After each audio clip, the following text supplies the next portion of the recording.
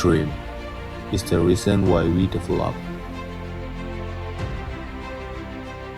motivation to grow up so fast.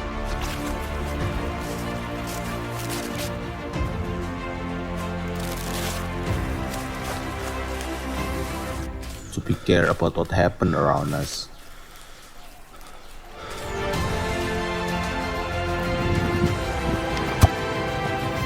To solve the problem.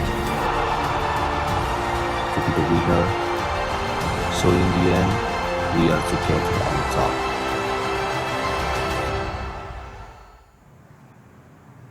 Selamat malam sahabat Radar Malang TV.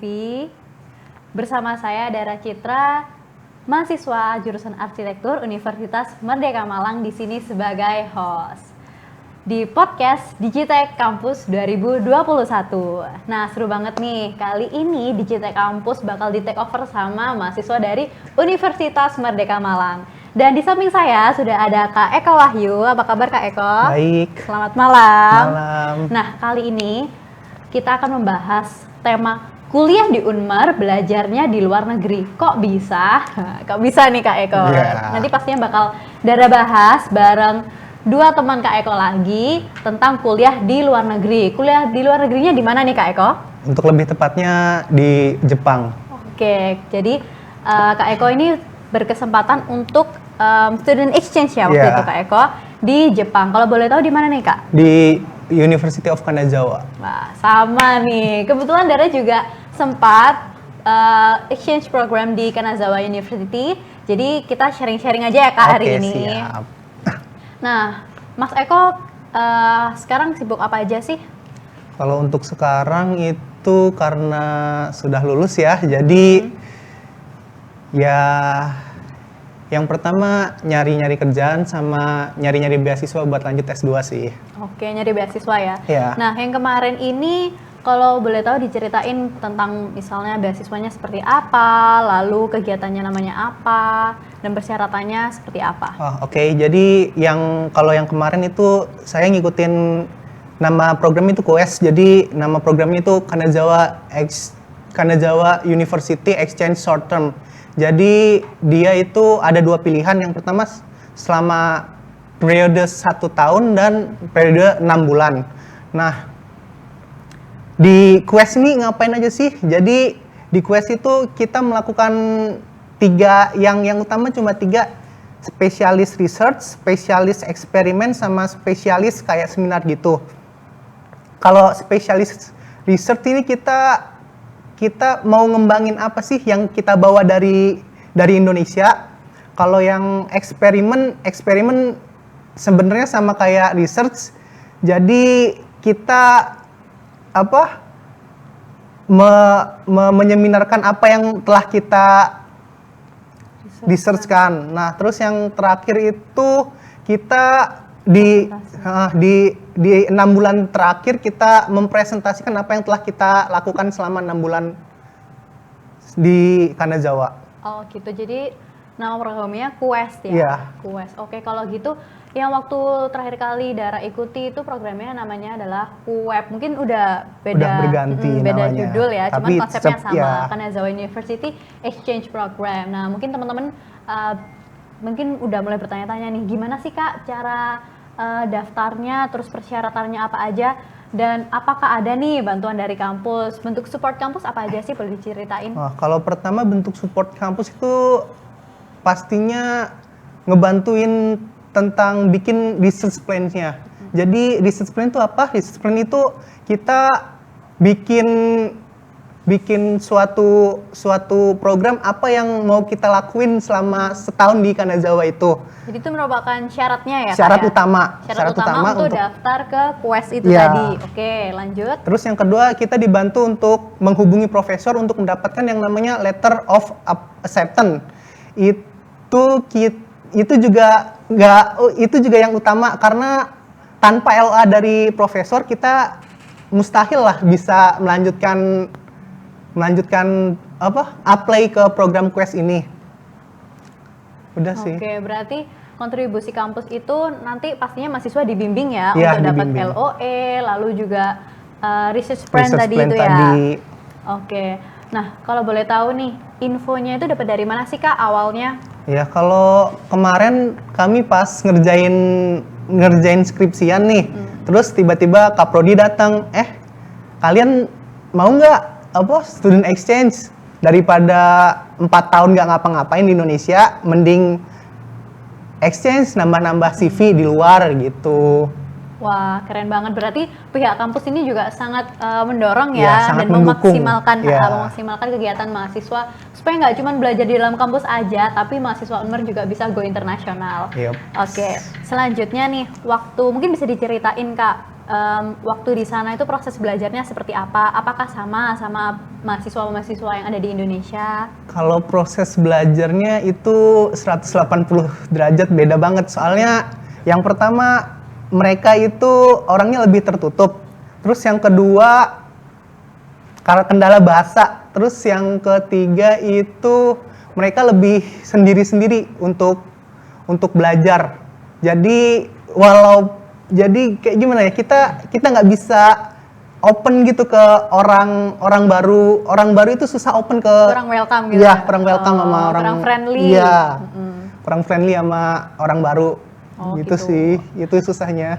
Nah, kalau gitu mungkin ada tips nih buat teman-teman di rumah, apa aja sih yang kudu dipersiapin sebelum berangkat belajar bahasa dulu kah? Atau itu mungkin prepare, misalnya aku lihat-lihat dulu deh di Jepang itu orangnya kayak gimana sih, biar persiapan diri atau gimana nih Kak? Mungkin bisa diceritain kalau Kak Eko sendiri gimana? Tips dan triknya kalau misalnya bahasa itu pasti perlu, apalagi di Jepang kan kita make huruf yang beda ya, hiragana sama katakana. Itu sih yang harus dihafal sama harus bisa nulis lah. Intinya itu.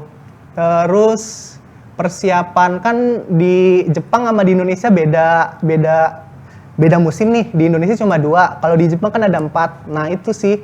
Karena kalau di sana musim dinginnya dingin banget, terus musim panasnya panas banget. Jadi pakaian harus disiapin juga sih. Iya, udah melewati berapa musim ini? Udah Berapa lama sih Kak di Kalau Jepang? saya kemarin 1 tahun, selama setahun. Selama 1 tahun itu udah ngelewatin empat-empatnya lah. Empat-empatnya ya? Udah ngerasain semua. Ya? Udah pernah Iya. lihat salju ya? Udah. Oke. Lalu apa yang jadi kesan ketika pertama kali belajar ke Jepang? Susah, Susah? tapi ya karena susah itu jadi bisa cerita-cerita gini. Jadi Iya. pengalaman baru lah. Kalau misalnya kita nggak berani mencoba hal baru, kita nggak akan maju lah. Iya, betul Intinya banget. gitu. Tapi proses belajarnya pakai bahasa Inggris kan tetap ya Kak ya? Untuk awalnya Inggris, tapi untuk kalau misalnya mau nanya ke teman satu lab itu kadang kan banyak orang Jepang yang belum mengerti bahasa Inggris. Jadi kita harus bisa belajar Jepang sedikit-sedikit Ya, lah. Basicnya. Ya. Nah, menyangkut itu tadi nih Kak, tentang temen-temennya atau mungkin makanan, kehidupan selama di sana itu bisa diceritain deh culture shock-nya kayak gimana? Pasti mengalami culture shock dong. Iya.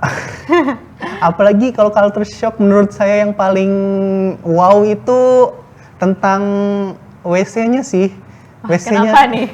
Kok tiba-tiba langsung bahas WC kalau di culture shock? Kenapa nih Kak? Jadi WC-nya tuh kayak gimana ya? Dia otomatis. Terus ada sesuatu yang bisa kayak kalau kita mau privacy, kita bisa mencet satu tombol yang di WC itu bisa dengerin musik. Oh gitu. Musik. Lucu ya? Ya itu. Jadi bisa nggak denger tenang ya gitu. dari luar ya? Ya, Oh, privasinya gitu. Oh, ternyata banyak hal-hal unik dan lucu nih di Jepang. Jadi mungkin teman-teman jadi makin penasaran ya, pengen belajar di Jepang juga. Kalau gitu, mungkin bisa diceritain juga nih tips atau kata-kata motivasi untuk teman-teman yang ingin juga belajar di luar negeri sebelum kita mengakhiri sesi yang pertama ini Kak. Kalau kata-kata motivasi dari saya sih jangan menyerah sebelum mencoba, itu aja. Kalau kamu nggak mencoba, kamu nggak akan tahu hasil akhirnya itu apa. Gitu aja sih. Pokoknya berani mencoba ya Iya. Kak ya. Bondo nekat ya. Bondo nekat ya. Langsung.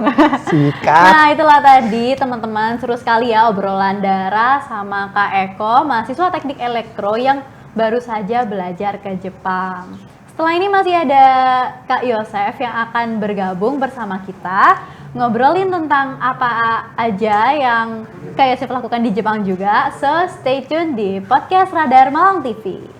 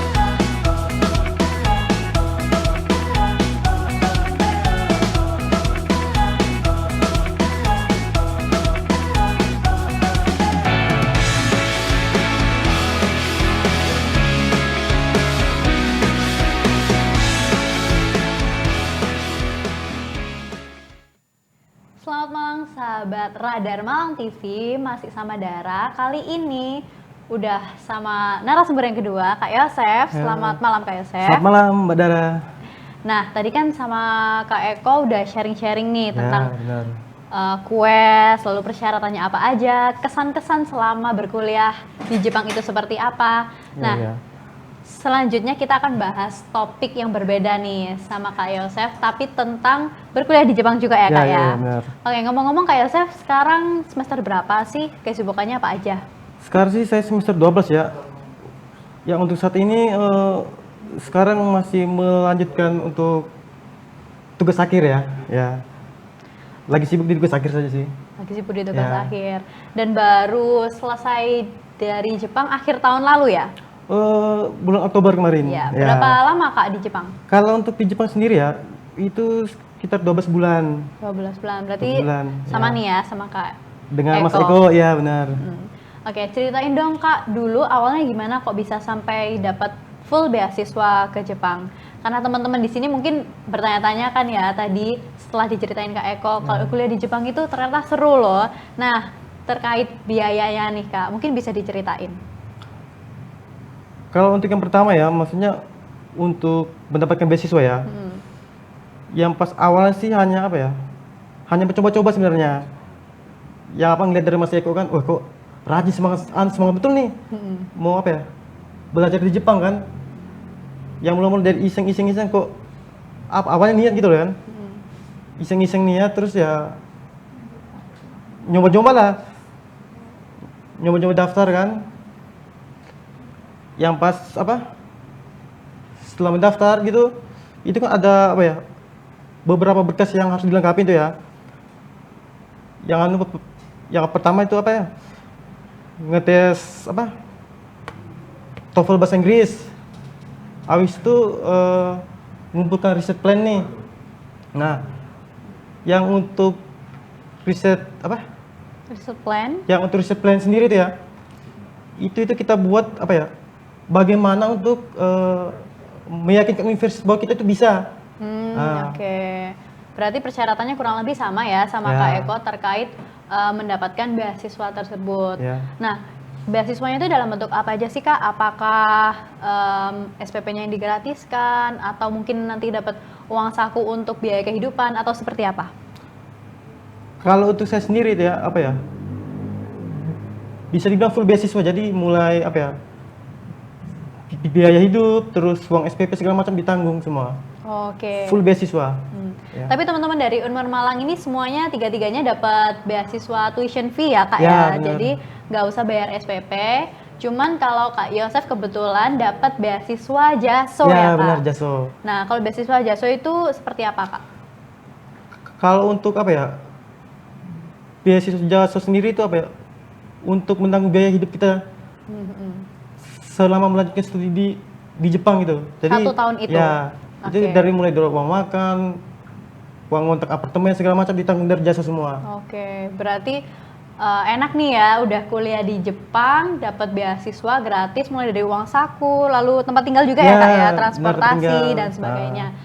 Oke, apa nih yang waktu di Jepang ini yang Kak Yosef persiapkan? Yang pertama sih belajar apa ya? Mungkin bahasanya Ya, atau bahasa. persiapkan apa aja? Mempelajari bahasa pertama ya, mulai dari apa ya? Buat bahasa Inggris dan Jepang. Ya misalkan apa? Yang untuk di elektro sendiri ya, itu yang pas untuk sebelum berangkat kan kita dipersiapkan nih. Mulai apa ya? Mempelajari bahasa Inggris, mempelajari bahasa Jepang. Ya gitu ya. Itu aja ya, Ya. Kak persiapannya. Terus mungkin bisa diceritain kayak pengalaman-pengalaman atau kesan-kesan selama belajar di sana seperti apa sih Kak? Untuk belajar di Jepang pertama kali ya, maksudnya kok Bedanya apa nih? yang pertama sih, ya orang Jepang itu lebih menghargai waktu ya. Ya misalnya nih, ya ada pertemuan misalkan jam 7:30 lah. Nah kalau ya misalkan orang Jepang sendiri sudah datang, mungkin ya 5 menit sebelumnya gitu loh. Jadi lebih on time Memang, ya kalau iya. orang Jepang itu. Iya, iya.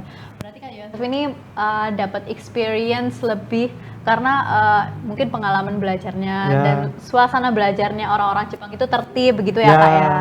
Seru sekali. Lebih menghargai waktu. Ya, terus pernah culture shock nggak Kak waktu di sana? Ya memang awalnya pernah sih, maksudnya kan apalagi saya kan mahasiswa asal apa ya? Asal Nusa Tenggara Timur ya, yang bisa dibilang apa ya? Mungkin sangat beruntung lah ya, bisa nyampe ke Jepang gitu loh. Gitu. Oh gitu. Dan seberapa besar sih Kak dukungan dari kampus buat mahasiswa yang ingin belajar ke luar negeri? Mungkin bisa diceritain kampus membantu apa aja nih, support apa aja nih buat Kak Jose? Kalau misalkan dari kampus ya apa ya? Memfasilitasi yang misalkan apa ya? Mempelajari bahasa Jepang. Terus proses daftarnya juga Ya, ya Kak? memang sangat-sangat dibantu lah. Yang untuk apa ya? Administrasi, Tiket pesawat, ya, administrasi, apa tiket namanya, pesawat, ya, seperti itu ya ya. Kak ya? Wah, berarti kampus benar-benar mendukung nih kegiatan Kak Yosef dan teman-teman Sangat-sangat waktu itu. mendukung. Ya. Nah, kebetulan obrolan kita pada sesi yang kedua ini udah berakhir seru banget bersama Kak Yosef yang baru aja belajar di Kanazawa University. Di sesi selanjutnya akan bergabung juga bersama kita Kak Danu Syaiful, mahasiswa Unmar Malang yang juga merasakan berkuliah di negeri asal Doraemon. Mau tahu cerita dari Kak Danu seperti apa? Stay tune di Radar Malang TV.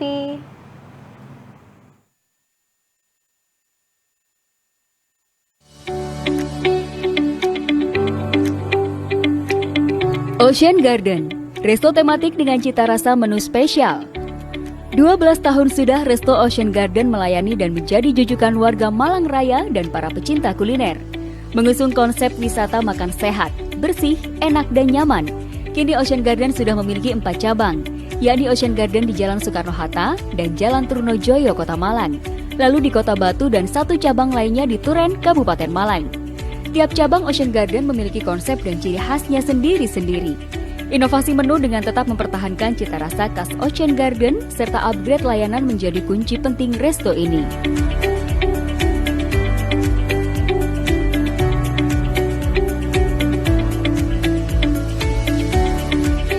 Ocean Garden juga menghadirkan inovasi layanan paket pernikahan dengan standar new normal dengan harga super hemat yang telah di-launching bulan Maret lalu.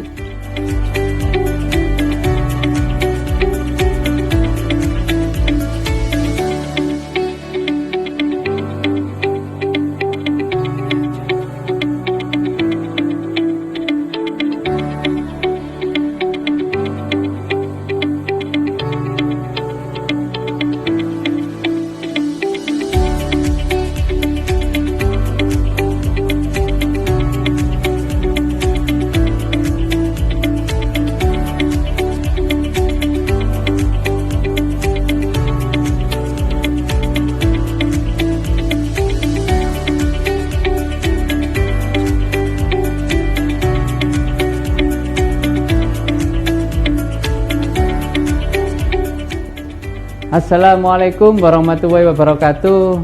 Selamat siang, salam sejahtera bagi kita semuanya. Perkenalkan, saya mewakili teman-teman dari Ocean Garden menyampaikan terima kasih atas kepercayaannya, kebersamaannya yang selalu setia untuk mengadakan makan bersama keluarga, rekanan, dan acara arisan, acara pernikahan di Ocean Garden. Alhamdulillah Ocean Garden sekarang terus berkembang melayani semua kebutuhan akan makanan dan minuman dari warga Malang Raya, sehingga dengan mutu murah memuaskan kami siap melayani Bapak Ibu sekalian. Terima kasih. Wassalamualaikum warahmatullahi wabarakatuh.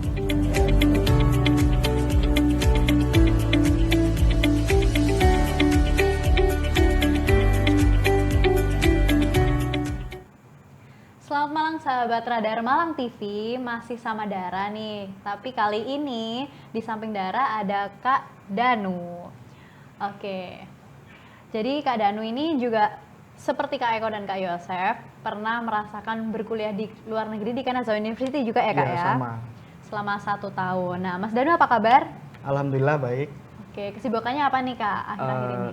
Ya setelah lulus ini saya ya mencari kerja, terus rencana juga daftar S2 beasiswa juga di Jepang.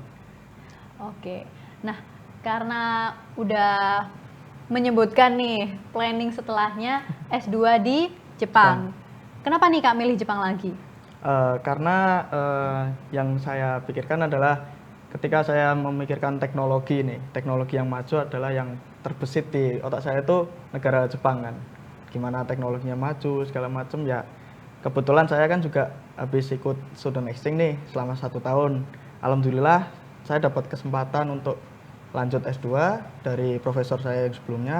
Ya apa salahnya saya coba dulu kan gitu. Oke, berarti di kampus yang sama ini Kak Ya ya? di lab yang sama. Oke, mungkin balik lagi nih sedikit waktu pengalaman exchange sebelum nanti kita bahas tentang pengalaman untuk apply S2 ya Kak ya. Oke. Nah, waktu exchange kemarin bisa diceritain kesan-kesannya seperti apa, lalu beasiswa apa yang Kakak dapatkan waktu itu, prosesnya seperti apa, kehidupannya. Mungkin bisa diceritain ke teman-teman sekalian. Untuk waktu saya exchange kemarin tuh saya dapat beasiswa cuma biaya kuliah aja ya. Untuk biaya hidupnya saya cari sendiri. Dan biaya hidup itu saya tutupi dengan bekerja di sana atau yang disebut dengan part time, baito gitu. Baito ya Kak, ya, part time. Oke. Alhamdulillah cukup untuk biaya hidup sendiri dan saya alhamdulillah tidak minta orang tua sepersen pun. Dan untuk kuliah di sana pun gimana ya, kalau di sini kan kita disebutnya jam ngaret ya. Kalau di sana tuh mungkin nggak bisa ngaret-ngaret lagi, jadi harus adaptasi paling nggak seminggu 2 minggu gitu. Kita nggak boleh telat atau nggak boleh nunda-nunda gitu. Ya itu sih mungkin yang berbeda dari perkuliahan sini sama sana. Jadi disiplin waktunya di sana tuh penting sekali. Jadi kalau misalkan kita telat gitu udah kadang nggak dianggap masuk atau tugasnya udah 0 gitu. Oh gitu. Berarti lingkungan belajarnya juga jauh beda ya Kak ya Iya, sama jauh beda. yang di Indonesia. Nah, balik lagi sekarang ke persiapan Kak Danu untuk ke S2. Kenapa sih harus milih Jepang? Apa nggak ada pilihan lain nih Kak? Mungkin pilihan lain ada, tapi yang paling pertama ini saya coba Jepang karena saya udah ada kesempatan yang saya sebutkan tadi. Profesor sudah sebelum saya gitu. kembali itu saya sudah kayak ngobrol-ngobrolin tentang S2 ini, soalnya kan ya kan kita ngobrol akrab sama profesor gitu. Gimana kalau saya S2 di sini? Oh ya bisa gitu, nanti saya bantu gitu. Katanya kan gitu, ya udah saya coba untuk apply S2 yang beasiswa yang saya mau ambil itu namanya MAX atau Mombugakuso kalau bahasa Jepangnya gitu. Itu beasiswa dari pemerintah Jepang langsung seperti JASO tapi khusus untuk S2 atau S3 gitu. Oh gitu. Nah, untuk mendapatkan beasiswa MAX, lalu persiapan untuk masuk ke S2-nya sendiri, itu apakah ada nih Kak dukungan-dukungan dari kampus? Tentunya ada ya, soalnya kita kan juga pakai jalur kampus ya, misalkan gitu. Kita kan butuh rekomendasi dari dosen juga, terus kita harus nyusun research plan dan segala macam. Itu pastinya support kampus tuh ada sangat banyak. Seperti itu. Oke, berarti meskipun Kak Danu ini udah lulus, tapi tetap disupport ya untuk melanjutkan ke jenjang lebih tinggi oleh kampus. Nah, tentang perkuliahannya nih Kak, kan Kak Danu pengen balik lagi nih ke Jepang. Mungkin ada yang ngangenin nih tentang perkuliahan di Jepang. Mungkin bisa diceritain kesan-kesan menarik kalau kuliah di Jepang itu seperti apa, supaya teman-teman punya gambaran nih. Yang menarik adalah apa ya? Kalau di sana itu ya Labnya. mungkin sisi labnya ya. Di sana tuh kan tergolong maju gitu, terus di sana tuh kita kalau di lab tuh ditunjang segala macam kebutuhan. Jadi kalau misalkan kita mau riset apa, butuh barang apa, itu kita disuplai dari kampus gitu. Enaknya sih gitu. Dan kalau bimbingan pun kita juga bisa lewat online atau offline, ketemu profesor tuh langsung bisa. Ya mungkin itu sih yang ngangenin dari Jepang tuh. Oh gitu, berarti sistem belajar yang Sistem di lab belajarnya itu ya Kak di ya? labnya itu. Oke. Setelah itu mungkin pertanyaannya sama lagi nih kayak kakak-kakak yang sebelumnya. Pastinya mengalami culture shock dong. Mungkin diceritain Kak, apa sih kejadian-kejadian unik atau culture shock selama kakak tinggal di Jepang? Culture shock saya itu ya apa ya? Kendalanya mungkin di kendala awal-awal bahasa perkuliahan. ya. Kendala bahasa sih kalau saya itu. Soalnya apa ya, bahasa Inggris juga nggak pinter-pinter amat, apalagi bahasa Jepang kan, awalnya kan ketemu profesor kan harus perkenalan diri kayak gitu kan, mungkin pakai bahasa Jepang kan lebih formal gitu kan, lebih enak gitu. Kalau masalah waktu sih saya alhamdulillah nggak terlalu ngaret banget ya kalau di Indonesia ya, mungkin dikit lah, 1 menit 2 menit lah kayak gitu. Oke, nah tadi kan juga sempat bahas tentang baito ya kak ya, Ya. part time. Nah selain kuliah, kegiatan apa aja sih yang kakak lakukan selama di sana? Selain kuliah, tentunya saya tadi ya saya sebutkan baito. Baito itu part time dan itu harus disetujui oleh profesor atau pembimbing kita di sana. Misalkan kalau kita mau kerja Senin sampai Jumat, kalau diperbolehkan ya silakan. Tapi profesor saya nyuruh saya itu cuma Sabtu Minggu biar nggak ganggu Mengganggu kuliah gitu ya. Karena kan kita juga riset juga, toh di sana saya juga pengurus skripsi saya juga. Jadi nanti takutnya bertubrukan malah nggak keurus semua kan, bingung kan, nyari uang doang kan gitu. Oke, mungkin bisa diceritain juga nih, selain belajar tentang akademisnya tadi, mungkin belajar tentang culture di Jepang seperti apa sih kak? Kalau belajar culture di Jepang, kalau di sana saya ngambil apa ya namanya, mata kuliah. Di sana kan ada mata kuliah umum dan mata kuliah culture. Kalau kita student exchange itu saya ngambilnya ohipoteri, itu semacam culture yang mana kuliahnya itu membuat mangkok teh dari tanah liat dari nol itu pakai cara tradisional Jepang, dan itu seru banget soalnya kita bisa berinteraksi langsung sama orang Jepangnya langsung yang pembuat juga, dan kita diajak ke museum-museum juga memperlihatkan ini dari zaman dahulu sampai sekarang tuh prosesnya kayak gimana, seperti itu sih. Oke, berarti selain belajar akademiknya, tapi juga belajar tentang culture, juga bahasanya juga ya kak? Bahasa Berarti udah lancar nih kak ngomongnya bahasa Jepang? lancar pasif sih, translate doang gitu. Udah 1 tahun kan ya? Iya. Oke, berarti nanti waktu di S2 udah sangat lancar lah ya harusnya ya? Harusnya sangat lancar. Oke, kenapa sih kak kok milih di kampus yang sama, lalu mungkin bisa diceritain di Kanazawa University sendiri itu jurusan elektro kan ya kak ya? Iya. Nah itu seperti apa? Saya ngambil jurusan yang sama dan kampus yang sama itu karena ya itu ada kesempatan yang tadi saya sebutkan tadi dari profesor saya, dan saya mau coba itu dulu.